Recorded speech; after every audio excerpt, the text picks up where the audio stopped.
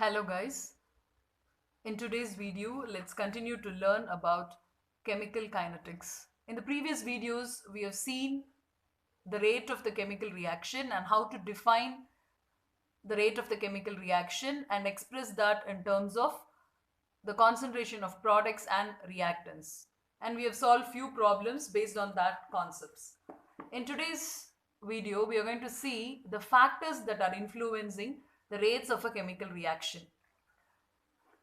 There are a number of factors that affect the rate of a chemical reaction. I have listed a few of those factors: concentration of the reactants, temperature, presence of catalyst, nature of the reactants, and surface area. Now, let's learn these factors in detail. The first factor which affects the rate of a chemical reaction is the concentration of the reactants. The rate of a chemical reaction is proportional to the concentration of the reacting species that are taking part in the reaction. When you start the reaction, the rate of the chemical reaction is maximum because the concentration of the reacting species are maximum at the beginning of the reaction, and this rate slowly decreases as the concentration of the reacting species decreases slowly. So remember, as the concentration of the reactants are more, the rate of the reactions will be higher. In the case of gaseous reactions, we take pressure into consideration. As the pressure increases, rate of the reaction also increases. And the second factor is the temperature. In general, the increase in temperature increases the reaction rate. Actually, what happens, as the temperature increases, the energy of the reacting species also increases, and obviously the number of collisions between the reacting species increases. It has been observed that in most of the cases, about 10-degree increase in temperature makes the reaction rate double. So it will double the rate of the reaction if the temperature increases by just 10 degrees. So as the temperature increases, the rate of the reaction also increases. And the third factor is presence of catalyst. In many chemical reactions, the rate of the reaction can be enhanced by certain foreign substances called catalysts. We have learned about these catalysts in surface chemistry lesson. So these catalysts, as you all know, are actually not consumed in the reactions, and they also do not undergo any change in their chemical characteristics. But however, their physical states such as color, particle size might change. Certain catalysts may have adverse effect on the reaction rate as well. Such catalysts which decrease the reaction rate instead of increasing it are called as negative catalysts. So in general, a catalyst increases the rate of a reaction if it is not a negative catalyst. And the next factor is nature of the reactants. The nature of the reacting species may also influence the rate of the reaction, which means what compound that you are taking. A simple example is combustion. Combustion of nitric oxide and combustion of carbon monoxide. So in the first case, the reactant is NO, nitric oxide. In the second case, the reactant is carbon monoxide. Both are undergoing combustion, but the combustion of nitric oxide is faster as compared to that of carbon monoxide. So the nature of the reacting species sometimes influence the rate of the reaction. And the next factor that is influencing the rate of the reaction is surface area. When the surface area increases, there will be more opportunity for the reactants to come in contact or collide with each other, resulting in increased reaction rate. So increase in surface area increases the rate of the reaction. Here we are talking about the surface area of the reactants. So these are the 5 factors which influence the rate of a chemical reaction. Next, we are going to see in detail about the dependence of rate of a reaction on concentration. See, in all chemical reactions, irrespective of their nature, as the reaction progresses, the reactants are consumed and the products are formed. This means that with the passage of time, the concentration of the reactants decreases while that of the products increases. The relationship between the rate of a chemical reaction and the concentration of the reacting species is given in the form of a law called as law of mass action. So, the law of mass action, it states that at a given temperature, the rate of a chemical reaction is directly proportional to the product of molar concentrations of the reacting species raised to power of their stoichiometric coefficients. I repeat, at a given temperature, the rate of a chemical reaction, it will be proportional to the product of, here when we say product, we are talking about the multiplication. So the molar concentrations of the reacting species, when they are multiplied and raised to the power of their stoichiometric coefficients, that gives you the rate of a chemical reaction. That is proportional to the rate of a chemical reaction. This is law of mass action. So it actually gives you the relationship between rate of a chemical reaction and the concentration of the reactants. That expression is also called as rate law, rate equation, or rate expression. Let us take a general reaction which I have represented here. AA plus BB plus CC gives products. According to law of mass action that I stated just now, reaction rate is proportional to, see, the concentration of the reactants. Now, this is the concentration of A, concentration of B, concentration of C raised to the power of their stoichiometric coefficients, and all the three are multiplied. So, reaction rate is proportional to concentration of A power A, concentration of B power B, concentration of C power C. So, this is what law of mass action states. So, now you can write rate is equal to, you are taking this proportionality symbol and you are equating it by multiplying with a constant. So, K A moles of A into B moles of B, A power A, B power B and C power C, and this expression is called as rate equation, and this K is called as rate constant. See, K is the rate constant. So this expression is based on the law of mass action and we call this as rate equation. But this law of mass action is only theoretical and it considers the chemical reaction to be proceeding in a single step represented by a stoichiometric equation like this. In some cases, the experimentally determined reaction rate comes out to be different from the rate predicted from the law of mass action. So according to law of mass action, this is the rate. But when you try to calculate this rate using law of mass action for some equations, some chemical reactions, and compare that with the experimentally determined reaction rate, both are not equal. So the rate that is predicted by law of mass action is not agreeing with the experimental rate. For example, see this equation, 2NO2 gas plus F2 gas gives you 2NO2F gas.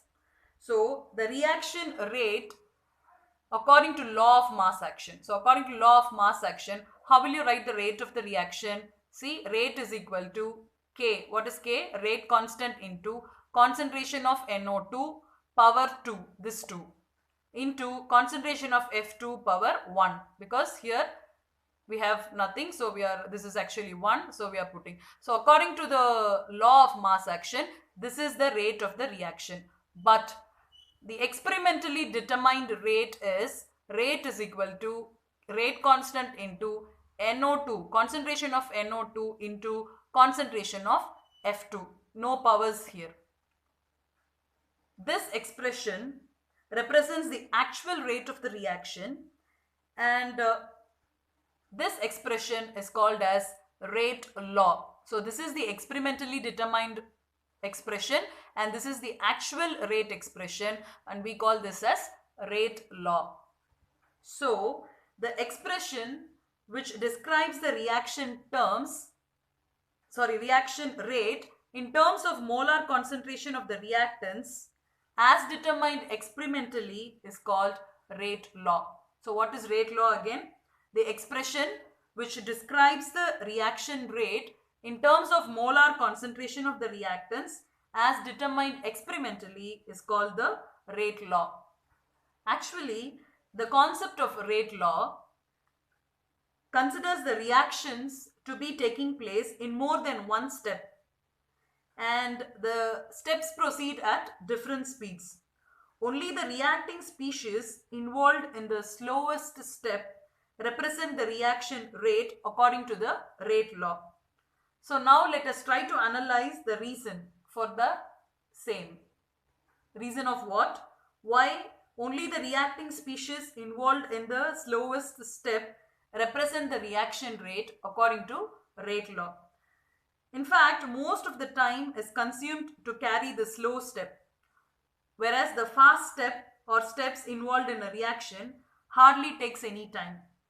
Therefore, the reaction rate depends upon the change in molar concentration of the species involved in slow step only. Or in other words, the slow step is the rate determining step. For example, if you have 3 steps for a reaction, a reactant changing into product happens in 3 steps. First 2 steps are fast and the last step is slow. Then the last step is taken to express the rate law, because the slowest step is the rate determining step. Let's try to understand this concept taking the same example. According to rate law, this is the rate expression for this reaction. See, rate is equal to K into concentration of NO2 into concentration of F2. But according to law of mass action, the rate is expressed as K into NO2 per 2 but F2 per 1. But this is the actual rate, experimentally determined rate. So now let's try to explain or understand why this is the proper way of expressing the rate of this particular chemical reaction. This reaction, NO2G gas plus CO gas. Oh wait, this is not the example that we took. This is the example that we took. See, 2NO2 plus F2 giving you 2NO2F. In the light of what we just learned, this reaction actually takes place in 2 steps. See, NO2 plus F2 giving you NO2F plus F. This is the slow step. And in the second step, NO2 plus F. See, NO2 plus this F giving you NO2F. This is the fast step. So when you add this up together, you get this overall reaction. As I just told you, only the reacting species involved in the slowest step represent the reaction rate according to rate law. That's why we get a different expression than the law of mass action. Why do they consider only the reacting species in the slow step? Because in most of the time is actually consumed to carry the slow step, whereas we don't need much time to complete the fast step. So obviously the rate of the reaction depends upon the change in molar concentration of the species involved in the slow step only. So that's the reason why we write the expression for rate as rate is equal to K into NO2 concentration into F2 concentration. We cannot write just F, that does not exist. So we write NO2 concentration into F2 concentration, NO2 concentration into F2 concentration as per the slow reaction. We are not supposed to take this because this is actually fast reaction. So this will not be written in the rate law expression, only this. In the case of law of mass action, we directly wrote these numbers.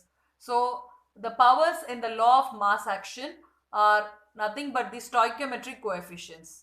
But the powers in the rate law are the actual coefficients. Remember, the stoichiometric coefficients and the actual coefficients may be either same or different. They may or may not be same. So remember, as far as the reaction rate is concerned, only the slow step is significant.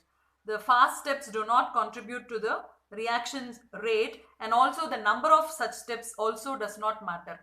No matter how many steps are involved, only the slowest step influences the rate of the reaction. Now let's see two problems based on these concepts.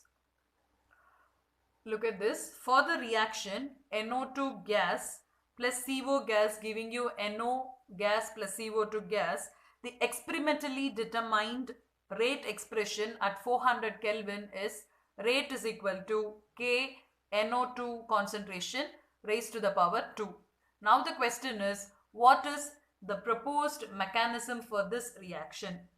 So when you look at this rate expression, rate is equal to K into concentration of NO2 power 2.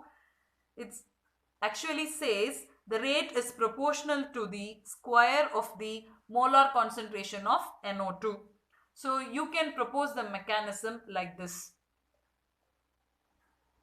This NO2 is involved in the slow step.